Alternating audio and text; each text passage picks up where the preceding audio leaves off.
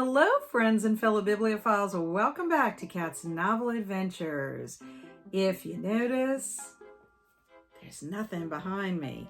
And that is because today I'm going to talk about all of the books I want to read. Well, the 24 books I want to read specifically in 2024.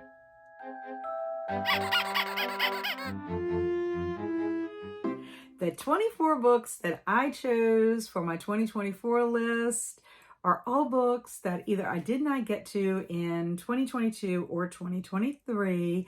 Keep in mind, I did not finish my 23 books for 2023 list last year. And so there are a few books that I carried over from that list, as well as including some books that I purchased last year that I really wanted to read but didn't get to. And then there are some books from my 2023 list that got reshelved.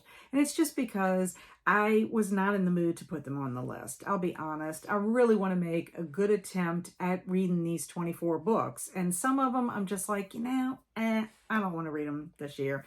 So that's okay. I also tend to read a variety of genres, so I separated them all out as best as I could, and I want to talk about them in their genres as closely as possible, and I want to start with nonfiction. Here we go with the list, and the first book I want to talk about is Write, Eat, Sleep, Repeat, 30 Days, 50,000 Words, How to Win NaNoWriMo, and this is by my friend Emma Bennett. I am super excited to get to this book. I picked it up at the end of 2023, and it is going to be the inspiration I need to meet some of my writing goals for this year. One, I'm participating in Write 24 and 24. That is going to help me with wanting to write about my adventures in Sicily, and I think that I could possibly be able to write during not only Camp NaNoWriMo, which is in July, but also in November for the month-long reading event. And not to mention, if I'm writing every day for at least 24 minutes, I should be able to produce something by the end of the year. So I'm looking forward to this. Hopefully with Emma's tips, I can get a win with my writing goals. The next nonfiction book on my list is All Creatures Great and Small, The Warm and Joyful Memoirs of the World's Most Beloved Animal Doctor by James Herriot. I wanted to read this one so badly when the Cozy Cottage Book Club chose it for June, but I just could not get to it. I love memoirs, I love animals, but this one is a chunker. But I've heard such great things about it, and I know that they also have a TV series that's pretty good as well. So hoping to get to this one at some point throughout this year, hopefully during the summertime. It just looks like it has summer vibes to it. Now, talking about vibes, how about some Christmas vibes? How about some Krampus vibes? So this book I happened to pick up for myself during the Christmas season, but did not get to it. It is called The Fright Before Christmas, Surviving Krampus and Other Yuletide Monsters by Jeff Ballinger. Look at that cover. Fantastic. I love Krampus. I fell in love with Krampus a couple of years ago. I just find him very fascinating. And I do think that he just kind of ups the ante for the Christmas season as far as giving you a different perspective. My last two nonfiction books are books that carried over from my 2023 list, and they both happen to be gifts from my friend Simon. I was really disappointed that I didn't get to these books because I really wanted to read them, so I'm going to really try hard to get to them this year. And the first one is How to Be Perfect, The Correct Answer to Every Moral Question by Michael Schur. Michael Schur is the creator of The Good Place, also co-creator of Parks and Recreation. He was a writer on The Office, as well as the actor who played Mose, Dwight's cousin on The Office. Hilarious character. I love all the scenes with Mose in it. This is going to be a lighthearted, humorous read just based on the fact that all of the shows that he worked on are very funny. So really looking forward to getting to that one. And then we have Atlas of the Heart, Mapping Meaningful Connection and the Language of Human Experience by Brene Brown. This book is a very heavy book. Beautiful cover though. And I'm really looking forward to it. Brene Brown takes us on a journey through 87 of the emotions and experiences that define what it means to be human. My next two books are middle grade books that I didn't get to read last year for the middle grade March book club. Those ladies picked out some fantastic books last year. I enjoyed everything that I did read, and I don't think these two are going to be any different. I think I'm going to enjoy them just based on what they're about. The first one is Maisie Chen's Last Chance by Lisa Yee. This is a Newbery Honor book. It's also a National Book Award finalist.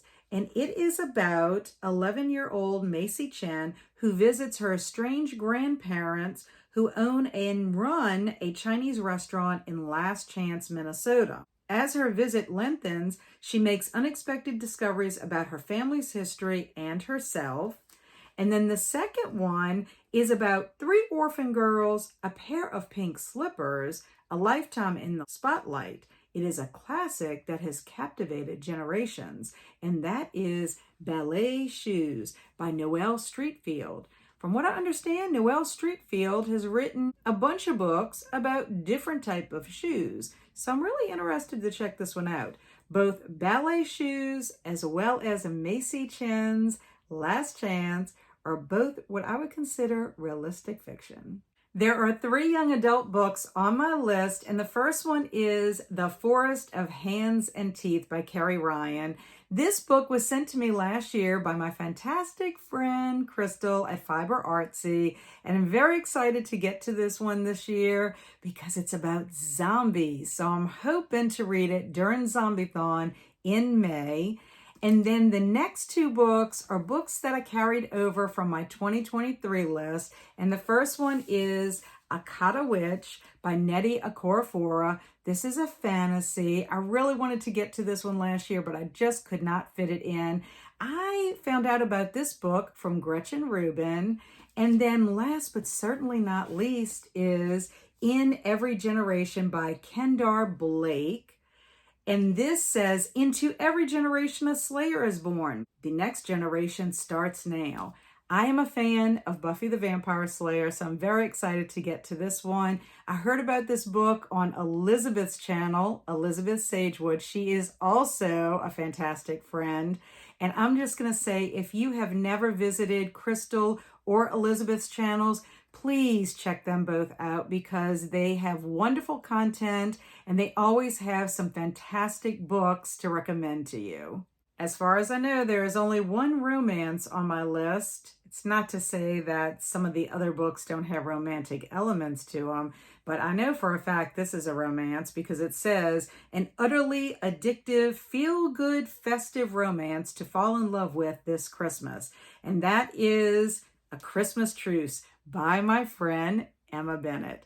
I bought this towards the end of the year and could not squeeze it in December. So I will definitely be checking this out during the holiday season in 2024.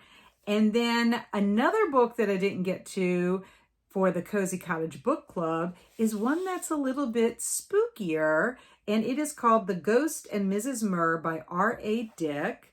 There's actually a movie that has been made based on this book as well. And I've heard that the book might be better than the movie, or maybe that's vice versa. I don't know. But I'm looking forward to reading this one. It's not very long, so hopefully I can get to this one during the spooky season. And then also talking spooky, I have a book that I did not get to for the FOMO Book Club, and it will be my first Shirley Jackson novel, and that is We Have Always Lived in the Castle. I don't know really anything about it, but I know it's supposed to be creepy, and I have friends that have either liked it or they have not liked it. So I don't know which camp I'm going to fall into, but I'm going to tell you what, I love that cover. That is a fantastic cover. So want to get to this one probably during the spooky season. And then another book that I did not get to for the FOMO Book Club is The 13th Tale by Diane Setterfield. So hopefully I can get to this one. It is a book about a writer who's interviewing a writer, and there's some gothic feels to it. So hopefully this will be the year. It is a little bit chunky, but I think I can manage it at some point. Maybe a fall read, we'll see. And then the next book on my list is one that I was really hoping to get to last year, and that is the sequel to My Heart is a Chainsaw by Stephen Graham Jones, and that is Don't Fear the Reaper. So this is the continuation of Jade's story. We really were left with a cliffhanger in My Heart is a Chainsaw, so I really cannot wait to see what is going on with Jade in the next chapter of her life. This happens to be the sequel, but it's also the second in a trilogy. The next two books are what I would consider historical fiction, and they both are carryovers from my 2023 list. And the first one is The Dictionary of Lost Words by Pip Williams.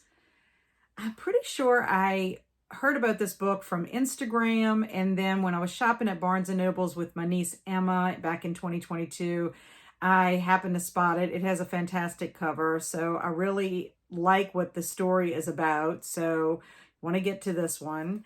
And then the other one is a book that I won from a Goodreads giveaway, and it is Ashton Hall by Lauren Belfer. So I think it's historical fiction with a little bit of mystery in it. And talking about mystery, that's my next group of books. And the first one is one that I have been needing to get to for a while. It comes highly recommended to me by my awesome friend Kelsi at Slime and Slashers. And it is Boy's Life by Robert McCammon. This is a chunker. I was supposed to read it in July of 2022, put it on my 23 books for 2023. I was supposed to read it for Big Book Summer, and I did not get to it.